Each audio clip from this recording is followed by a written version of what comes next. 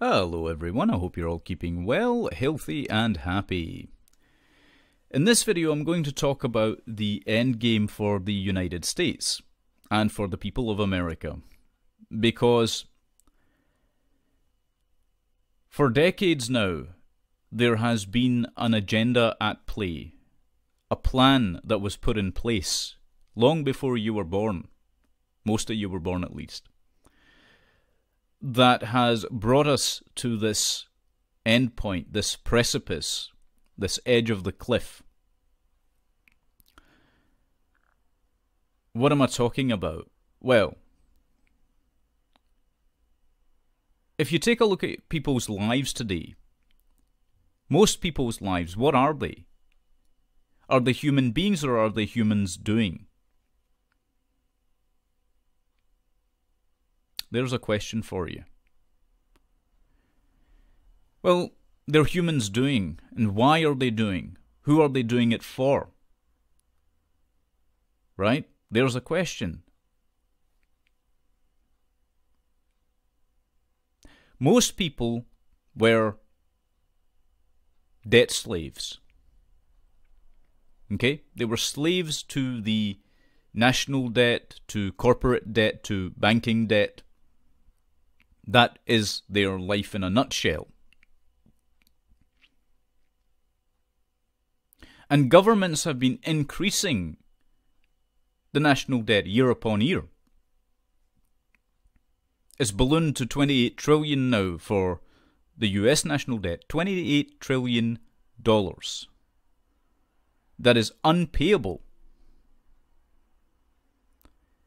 But what it did was to turn human beings into a sort of a battery that is used up and then thrown on the scrap heap. Get as much out of you as they can, and then forget about you. You see, that's the game, that's the nature of the thing that was constructed. It's an artificial construction. But because people bought into it, it became a reality. A terrifying reality, but it was a reality, and it is a reality. You see, banks only value you for as long as you continue to pay your debts. Governments only value you for as long as you continue to pay your debts and do what you're told. And corporations only value you for as long as you are a consumer. Other than that, to these power brokers that have all these branches of influence in all these arenas, you have no value.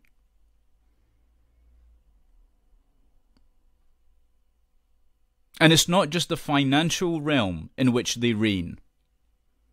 Take a look at your civil liberties for a second. The right to free speech is being taken away from you little by little, inch by inch, every day. Okay, by governments, by corporations.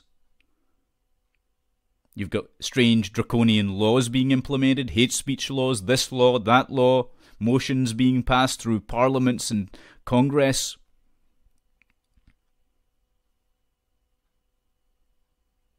And then you've got other problems, such as the right to privacy being taken away from you. And that happens too, right? What privacy have you got left now that these clandestine agencies, these deep state government apparatus, can spy on you 24/7 all through your life? Where is your right to privacy? It's gone. And there's a myriad of other rights that are being trampled on as well. Okay? All of this is happening and has happened. And how did we get here? We got here because most people spent their life being ignorant. They chose ignorance over knowledge. They chose to stay asleep to reality. Or They fed themselves on a steady diet of false narratives, false paradigms, whether it's the political narratives which exist, the false dialectic, left versus right, whether it's the mainstream media's narratives, which are partly political, and then you have these other programmed ideas that are put into people's heads of how they should be, who they should be, what they should be. They've got those narratives running through them. So basically what you have is a population of brain-dead zombies, for the most part. And they chose that. That's what's brought us here. And if what I'm saying terrifies you, it should. Because the question at this point is, what happens now? And see, a lot of people don't want to ask that question because it's too scary. What's going to happen next? Well, I'm going to tell you. But in order to understand it, we have to refer to a video that was released by the Pentagon in 2016. This video was obtained by The Intercept, which is an online publication, and they published it on the 13th of October 2016. The video itself is called Megacities, Urban Future, The Emerging Complexity. Now, it's a 5-minute video that has been used at the Pentagon's Joint Special Operations University. The video states that all that stands between this coming chaos and the people of the world is the US Army. And there's a distinct focus on the United States. And you'll see what I'm talking about as we get into this. I'll be including the video, by the way, at the end of this video, my video. Once I've finished speaking, you'll be able to view this video in its entirety to understand and see for yourself what I am speaking about.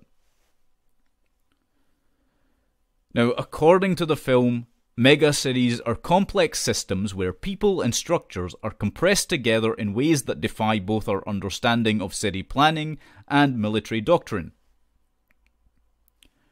These are the future breeding grounds, incubators, and launching pads for adversaries and hybrid threats. The film was used as part of an advanced special operations course that was offered at JSOU for a lesson on the emerging threat. JSOU is operated by US Special Operations Command. Just as an aside, by the way, megacities are by definition urban areas with a population of 10 million people or more. The film mentions criminal networks, substandard infrastructure, religious and ethnic tensions, impoverishment, slums, open landfills, overburdened sewers, and a growing mass of unemployed as things that the US Army will have to deal with. Now here's a question for you. Why would the US Army have to deal with unemployment or the unemployed? That's not their department. But the very fact that we are seeing everything that is outlined in this film should give you pause for concern. The list that we've just gone through details and accompanies photos of garbage-choked streets, masked rock throwers, and riot cops battling protesters. Well, there we go again with the right to free speech being taken away, because that's obviously what cops should be doing, right? The narration states that growth will magnify the increasing separation between rich and poor. It's interesting. You would think that growth would benefit everyone. Apparently, economic growth will only benefit the rich. The scene then cuts to New York City, looking down from a high vantage point on 3rd Avenue, depicting a lunchtime crowd dining on $57 NY cut sirloin steaks at Smith and Wolenski. The video then states that tomorrow's vast urban jungles will be replete with subterranean labyrinths governed by their own social code and rule of law, with digital domains that facilitate sophisticated illicit economies. Now, this is obviously something that the military-industrial complex frowns upon, since they want you to be a debt slave to the state, digitized economies, digital money. Other forms of digital money, they obviously don't like that, they don't want that. Now, the next little bit is going to knock your socks off.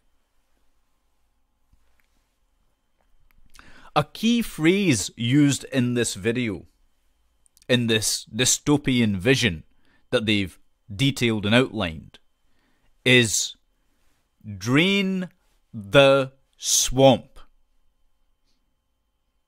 Drain the swamp. This same phrase was used with great frequency by a presidential candidate last year. Do you remember that? People still chant it today. Drain the swamp. This is an example of hypnotic persuasion. It's hypnotic persuasion. If you don't know the term, look it up. Persuasion is a system of influence in order to embed an idea in people's minds. And who is the swamp? Well, the public assumed that the swamp was all of this corruption and corrupt politicians. No. According to this video from the Pentagon, you are the swamp. The people. The American people are the swamp. Now, that should disturb you.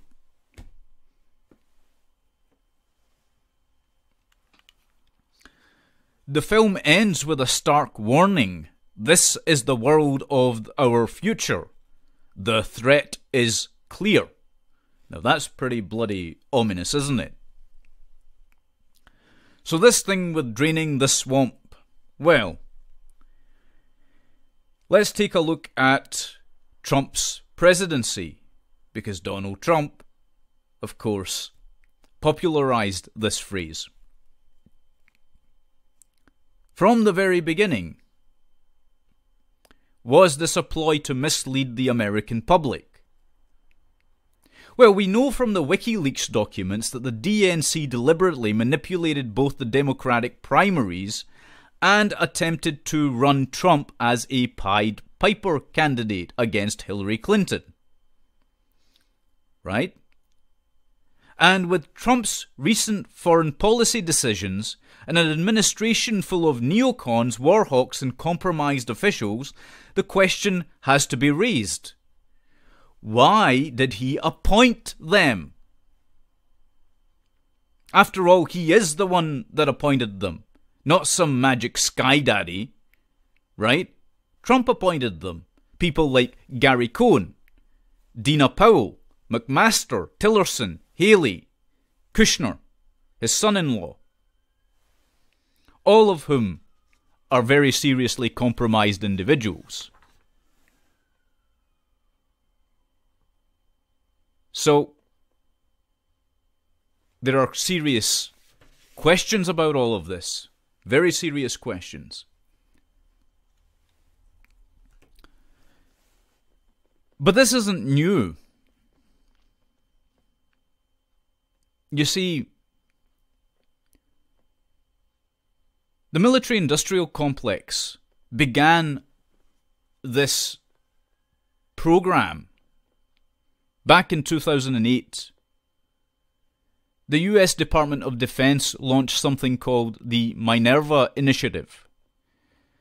The Minerva Initiative linked to and provided grants to universities in exchange for providing social science studies on areas of strategic importance to US national security policy. That includes the economy, by the way. Their stated goal is to improve the DoD's basic understanding of the social, cultural, behavioral, and political forces that shape the world. Its actual goal is to come up with ways of dealing with social unrest, especially within the United States. As of 2015, the Minerva Initiative's priority research areas fall within the following 4 categories: identity, influence and mobilization, contributors to societal resilience and change, power and deterrence, and innovations in national security, conflict and cooperation. On June the 12th, 2014, The Guardian newspaper in the UK published an article titled "Pentagon Preparing for Mass Civil Breakdown. Social Science is being militarized to target peaceful activists and protest movements." Among the projects that were financed by the Minerva Initiative was a US Air Force Office of Scientific Research based study on the dynamics of social movement mobilization and contagions. Within the scope of that study, it stated outright that Twitter posts and conversations were to be examined to identify individuals mobilized in a social contagion. In 2008, the American Anthropological Association cautioned that research will only be funded when it supports the Pentagon's agenda. Professor David Price, the author of Weaponizing Anthropology, Social Science in the Service of the State, said, "Minerva is farming out the piecework of empire." That's a very important and serious statement from a very clever and remarkably clued-in person. Because Professor Price previously exposed how the Pentagon's Human Terrain Systems program embedded social scientists in military field operations within the United States.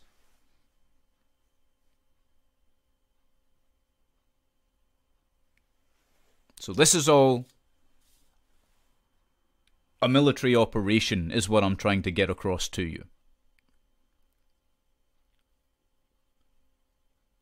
And what is the end goal of this? Well, basically, what is going to end up happening, as you'll no doubt see from the video itself, but what will end up happening is that the United States will be sealed in. The people of the United States will be sealed in. What were the things that Donald Trump said during his campaign? Right? We had the drain the swamp thing, and I've just detailed that that was very prevalent in the video.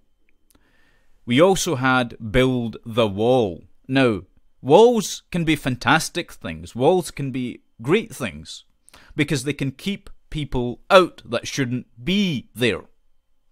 But guess what else walls can be used for? But keep in mind, the wall is just an idea, right? Guess what else walls can be used for? They can be used to keep people in. To imprison them, de facto. Then what happens next? Well, I think you can guess. All the people that serve no purpose to the corporations, to the government, or to banks will be systematically eradicated. That is the end game, ladies and gentlemen. That is the end game. I'm not fear-mongering here. I am telling you factually true information. This is what's coming. This is the oncoming storm. Now, you can ignore this if you like. You can dislike what I'm saying if you like. That is your prerogative. That is your right.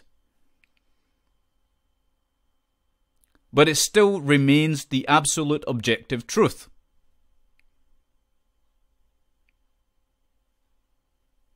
So if you're in the United States right now and you have the means to escape, I would strongly recommend you do so before it becomes too late. The deep state already has control over the Trump government. That much is certain.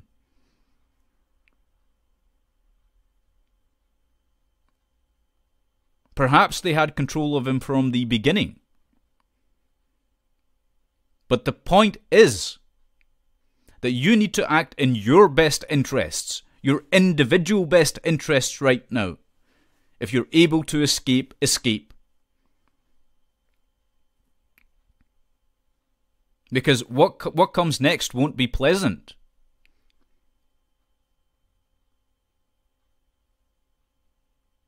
See, they want, the people that are the real power brokers behind the scenes, and I know who they are, but they want conflict. They want American citizens to be at each other's throats, tearing each other apart. And what did we see in Berkeley over the weekend? The far left and the far right tearing each other apart violently.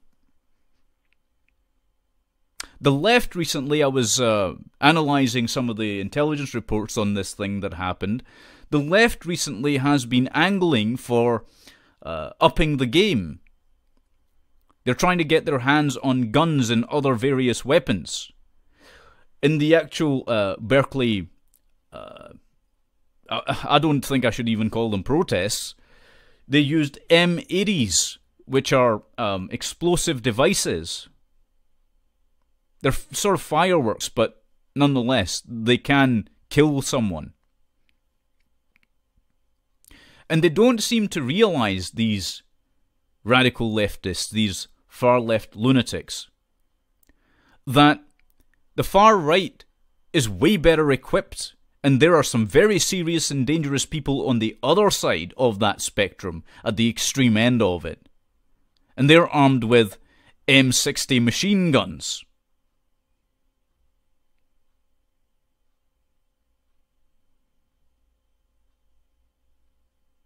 Right? And pipe bombs. See, I've read the reports on these people as well, on the extremes, on the fringes. Those are the people that are going to end up kicking off a civil war. But there's already the conflict now. And it will expand and increase. Meanwhile, to distract you from that, there are all these foreign interventions going on now under the Trump administration. Have you noticed that? What do you think that's all about?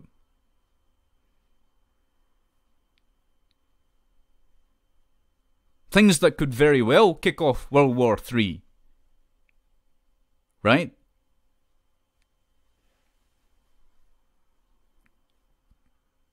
So these are unsafe times, is what I'm saying.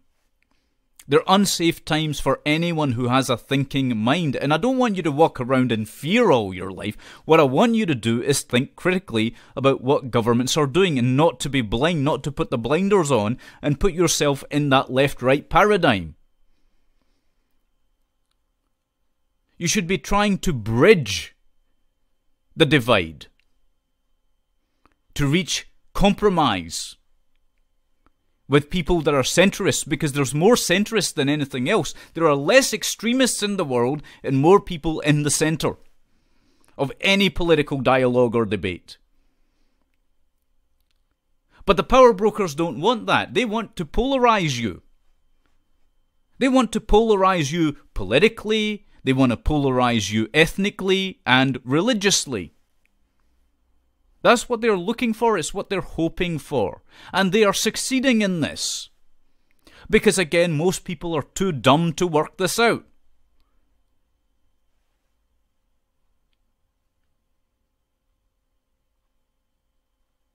So this is the thing. But that's where the United States is heading. That's the end game. You know, people joke about death camps and what have you, but see, these things have really happened through human history. Whether it's Stalin having killed, you know, over millions, or Mao with his Great Leap Forward, or Hitler, you combine every death that communism, for example, has caused, and it goes well over 100 million by most estimates. You take a look at far-right governments that have usurped power, and you see, again, death and killing and civil liberties being destroyed. It's the horseshoe theory, right? At both extreme ends, they're far closer to each other's positions than people realize. The far left and the far right, right? But the power brokers want you to remain in that enclosed space of thinking. So you've got to avoid that at all costs if you're going to avoid civil war. But here's the problem. Okay, so maybe all of you people that watch my videos, maybe all of you subscribers and viewers are clued in. How many subscribers and viewers have I got? A few thousand? How many people watch the video? Maybe a few thousand again? 100,000 at most over the years? Do you know how many people there actually are in America alone? Do you know how many people there are in the world? See, people like Alex Jones, people like InfoWars, they don't understand this. They're fake opposition. They're the ones, by the way, that gave you Donald Trump's neocon administration. By promoting that man, by promoting him. But let's put that aside. Let's say, okay, some of the information he presents is really good. Okay, fine. So you take that on board. Then what? How many viewers does he have? How many subscribers does he have? A couple of million? The number of people on this earth is 7.2 billion. So that's not even a drop in the ocean. It's not even 10%.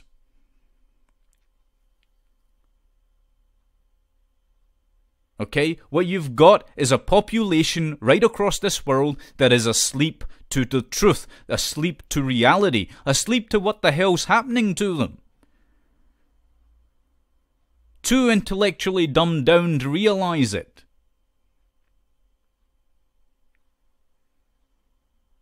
That's what's going on. You've got people going off on ego trips that have done no work on themselves, either psychologically or mentally, that are being hailed as leaders.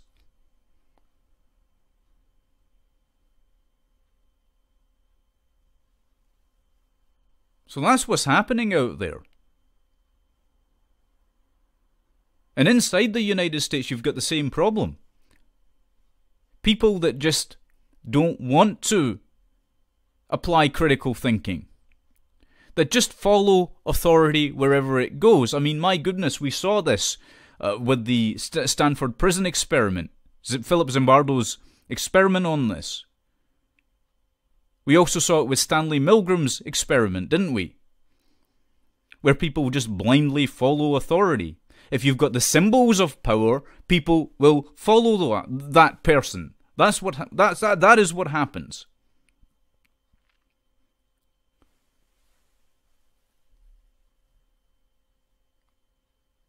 Because people are very, very susceptible to these things, and they don't realize it.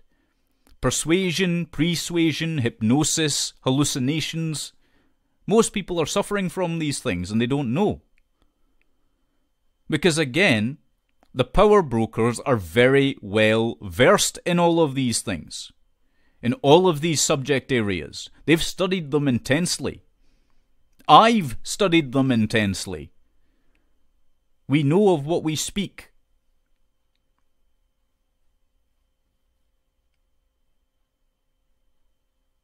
And it's a case of knowing how your enemy thinks. Right? That's why you've got to get clued up on this stuff as well. But most people don't want to do that, don't want to make the effort. And that's why we are here. And it would be a last-ditch effort, essentially, to see whether or not the United States can survive over the next 10 or 20 years with its liberties intact. It's no good just the landmass being there and people being in it, if everything that the United States of America was built on is gone, is torn down. The freedoms, the liberties, the rights, if all of that is gone, what does that mean? Is it still the United States of America then? Or will it end up being the People's Republic of something? I don't know. But I do know that unless people really start waking up to reality, how controlled the game actually is, nothing's going to change. Anyway, I'll leave it there insofar as what I've got to say. But the video clip will follow on, so keep watching. Thank you very much for watching this video. Take good care of yourselves, and God bless you all.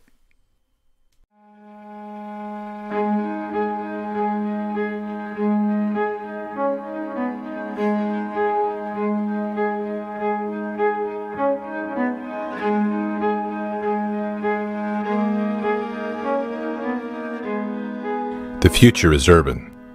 By 2030, urban areas are expected to grow by 1.4 billion, with that growth occurring almost entirely in the developing world. Cities will account for 60% of the world's population and 70% of the world's GDP. The urban environment will be the locus where drivers of instability will converge. It is the domain that by the year 2030, 60% of urban dwellers will be under the age of 18. The cities that grow the fastest will be the most challenged as resources become constrained and illicit networks fill the gap left by overextended and undercapitalized governments. The risk of natural disasters compounded by geography, climate changes, unregulated growth, and substandard infrastructure intersect to frustrate humanitarian relief. Growth will magnify the increasing separation between rich and poor. Religious and ethnic tensions will be a defining element in the social landscape. Stagnation will coexist with unprecedented development as impoverishment, slums, and shantytowns rapidly expand alongside modern high-rises, technological advances, and ever-increasing levels of prosperity. This is the world of our future. It is one we are not prepared to effectively operate within, and it is unavoidable. Megacities are complex systems where people and structures are compressed together in ways that defy both our understanding of city planning and military doctrine. It is an ecosystem that demands a highly agile and adaptive force to successfully operate within.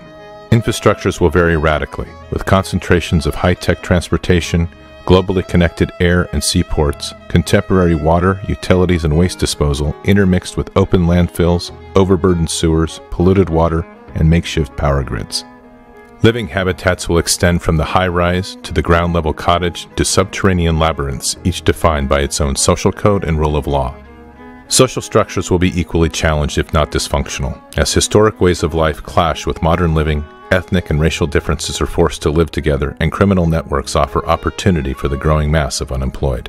This becomes the nervous system of non-nation-state, unaligned individuals and organizations that live and work in the shadows of national rule. Where physical domains can be seen, digital domains will have limitless potential to breed and expand without limit. Digital security and trade will be increasingly threatened by sophisticated illicit economies and decentralized syndicates of crime to give adversaries global reach at an unprecedented level. This will add to the complexities of human targeting, as a proportionally smaller number of adversaries intermingle with a larger and increasing number of citizens. The scale and density of these domains is daunting. In a city of 10 million, where you hold the support of 99% of the population, the remaining 1% represents a threat of 100,000. It is an environment of convergence, hidden amongst the enormous scale and complexity of the megacity. These are the future breeding grounds, incubators, and launching pads for adversaries and hybrid threats. Linked globally, these are man-made labyrinths that provide refuge and movement across the vast sections of these cities where alternate forms of governance have taken control. The advice of doctrine, from Sun Tzu to current field manuals, has provided two fundamental options. Avoid the cities, or establish a cordon to either wait out the adversary or drain the swamp of non-combatants and engage the remaining adversaries in high-intensity conflict within. Even our counterinsurgency doctrine, honed in the cities of Iraq and the mountains of Afghanistan, is inadequate to address the sheer scale of population in the future urban reality. From the streets of Aachen to the citadel and Wei, we have defeated adversaries who attempted to use urban terrain to their advantage. Urban conflict is written deep into the Army's histories. But in tomorrow's conflict, these megacities are orders of magnitude greater in complexity, and our current options do not meet strategic ends. Our future operations must allow us to rapidly return the city to the people. They will be too large and complex to isolate or cordon in their entirety. Yet our soldiers will have to operate within these ecosystems with minimal disruption and flow. Our current and past strategies can no longer hold. We are facing environments that the masters of war never foresaw. We are facing a threat that requires us to redefine doctrine and the force in radically new and different ways. The future Army will confront a highly sophisticated urban-centric threat that will require that urban operations become the core requirement for the future land force. The threat is clear. Our direction remains to be defined. The future is urban.